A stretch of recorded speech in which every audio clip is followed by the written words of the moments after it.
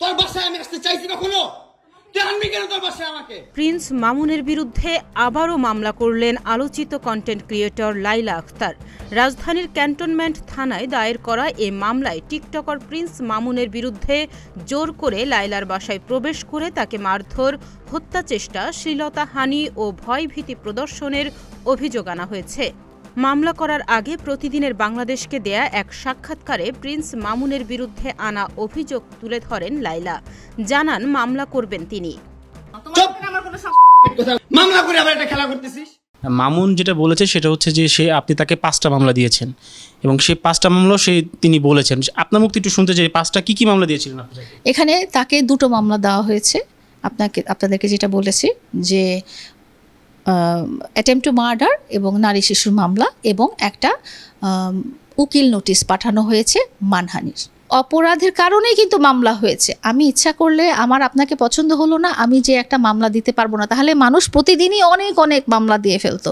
বা আপনার সাথে সাধারণ ঝগড়াঝাটি হলো বা সাধারণ মনোমালিন্য হলো বা আপনি কিছু করলেন না, ওর 2টো মামলাই অনেক বড় মামলা। একটা হচ্ছে হত্যা চেষ্টা মামলা, আর একটা হচ্ছে বিয়ের প্রতিশ্রুতি দিয়ে মিথ্যাচার করার জন্য নারী শিশুর মামলা।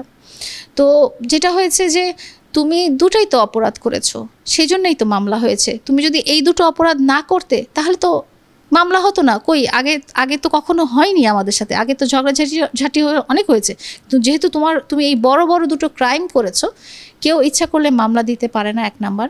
2 নাম্বার, মামলা দেওয়ার প্রসেসটা অনেক লেন্দি।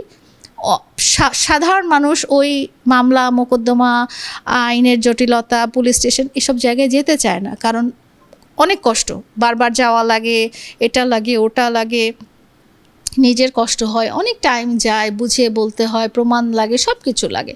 সো একটা মামলা যে আমি মুখ দিয়ে বললাম তাতেই হয়ে গেল এরকম কিন্তু না। এবং মামুনের 2টো মামলাই চার্জশিটে প্রমাণিত হয়েছে, পুলিশের তদন্তে প্রমাণিত হয়েছে, মানে সে যে অপরাধী সেটা প্রমাণিত হয়েছে। আমার 2টো